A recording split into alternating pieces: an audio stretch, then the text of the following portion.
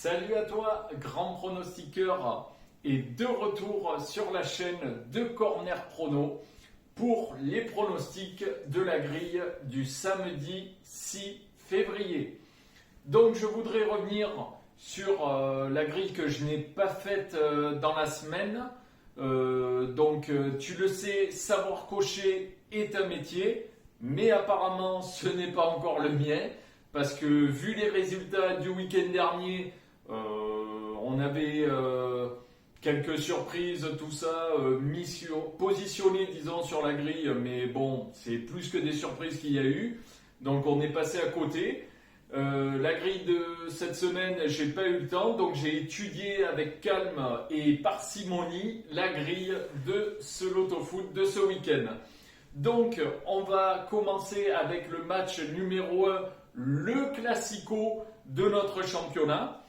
Donc cette grille, j'ai oublié de le préciser, est un concombre magique en elle-même, c'est-à-dire que tous les matchs vont être extrêmement difficiles à pronostiquer. Et donc pour ce match-là, je ne vais pas me mouiller, je l'avoue, triple. Pourquoi ? Parce qu'on a un pari qui est, disons, en difficulté en championnat, parce que même s'ils ont gagné contre Nîmes, on n'a pas vu grand-chose. Un Marseille, bon, on va pas s'éterniser sur l'histoire de Marseille, parce que sinon, il nous faudra les 10 minutes minimum de vidéo pour ce match-là. Donc, tout simplement, je vais mettre Marseille nul ou Paris pour ce match-là. Si tu veux me laisser ton commentaire, vu que c'est le match tant attendu de notre championnat, n'hésite pas, tu me mets ton prono. Voilà. Ensuite, match numéro 2, Nantes-Lille. Nantes, pourquoi pas, Lille, assurément. Donc là, j'ai choisi de mettre ma croix, tu l'as compris, sur les Nantais, une réaction. Sur les Lillois, parce que c'est l'équipe en forme du moment. Comme l'a dit son entraîneur en conférence, Christophe, il y aura des accrochages. Peut-être que ce sera sur ce match-là, je l'espère. Donc je mets ma croix sur Nantes et sur Lille. Match numéro 3, Montpellier-Dijon. On a perdu Montpellier, on ne sait plus où ils sont. Ça a fait nul à Metz alors que ça menait. Je pensais que ça allait gagner, ça allait en faire réagir. Ça ne l'a pas fait. Ça retrouve petit à petit tous les points forts de son effectif, avec les Mollets, avec les Savanier qui reviennent. Donc ça s'étoffe, je dirais, en qualité. Donc je décide de mettre ma croix sur les Montpelliérais à domicile. Match numéro 4, Saint-Étienne-Metz. Confiance à Saint-Étienne. J'avoue, j'avais dit que si Claude Puel perdait son match du week-end dernier, c'était le Pôle emploi qui le guettait. Bon, là c'est le Pôle emploi qui le guette toujours, mais on sent que ça va un peu mieux, donc il faut confirmer, donc il faut gagner à domicile contre une équipe messine intéressante et qui part favori sur ce match-là. Mais je positionne ma croix sur Saint-Étienne. Match numéro 5, Nîmes-Monaco. Alors Monaco, c'est l'équipe quatrième du haut du classement qui est partie dans la locomotive, je dirais Lille, Lyon, Paris et Monaco donc. Et il faut suivre le rythme, donc il faut aller chercher une victoire à Nîmes. Mais je mets une petite surprisette, disons même une énorme surprise avec une croix sur les Nîmois. Parce que Nîmes, on le sait, je le répète, si ça ne gagne pas, c'est la fin, quoi. Mais là, il faut gagner, donc je sais pas, le Phénix qui ressort, Nîmes, une croix sur Nîmes aussi. Match numéro 6, Nice-Angers.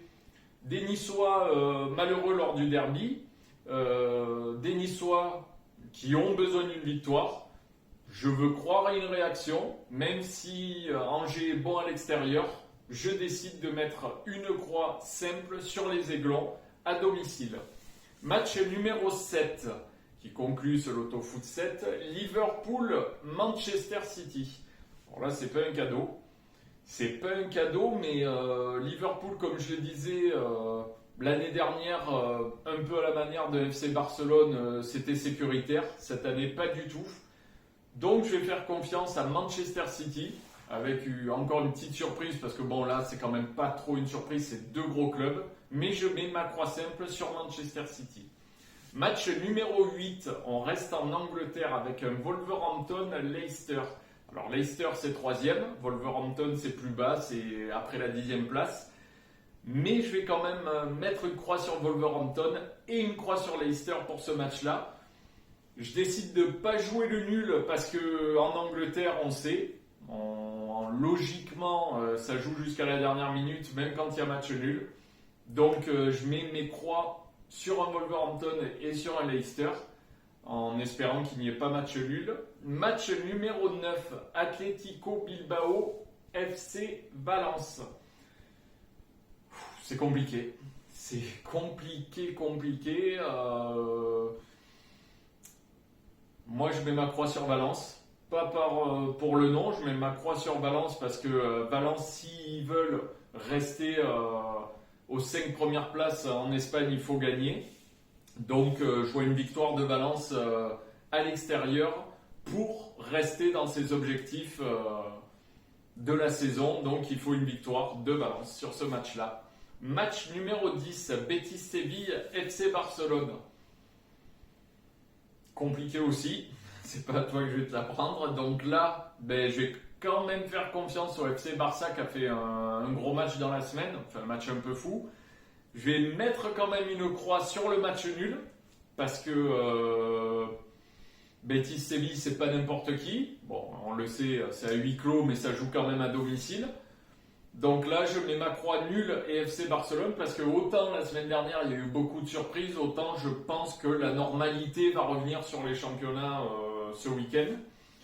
Ensuite, match numéro 11, alors là je vois pas du tout de normalité. On part en Italie et je mets un Gênes à domicile seul, confiant. Pourquoi ? Parce qu'on sait que Naples dans les lotos foot c'est compliqué. Naples c'était une valeur sûre il y a encore de ça 2-3 ans, mais ça commence à s'affaiblir. Donc je mets une croix sur le Genoa. Match numéro 12, Brest-Bordeaux. Alors Bordeaux en dents de scie qui a perdu contre Lille. Une réaction bordelaise à Brest. Donc une croix simple sur les Girondins. Match numéro 13, Lens-Rennes. Alors des Rennais, un Camavinga qu'on nous vendait en Mbappé mais qui finalement fait ses matchs mais c'est pas non plus extraordinaire. Ça reste à prouver. Nzonzi un peu court en milieu de terrain mais bon, qui arrive à faire ses matchs aussi. Confiance à Rennes parce que une petite surprise, des Lensois qui se sont fait accrocher de 2, des Lensois qui vont finir par se faire accrocher un peu plus. Donc une croix sur Rennes simple pour ce match-là. Et enfin, on conclut avec un Lyon-Strasbourg. Des Lyonnais qui ont gagné à Dijon, qui ont fait le boulot, qui sont restés là au contact. Et donc des Lyonnais à qui j'accorde ma confiance pour ce match du samedi soir. Une belle victoire, je pense, contre Strasbourg. Donc voilà, une croix sur Lyon en simple. Donc voilà, tu as ma grille de l'autofoot de ce samedi. Savoir cocher est un métier, mais comme je te l'ai dit en début de vidéo, c'est pas le mien apparemment. Mais n'hésite pas à liker, à partager, ça fait toujours plaisir. Et je te dis à bientôt sur Corner Prono.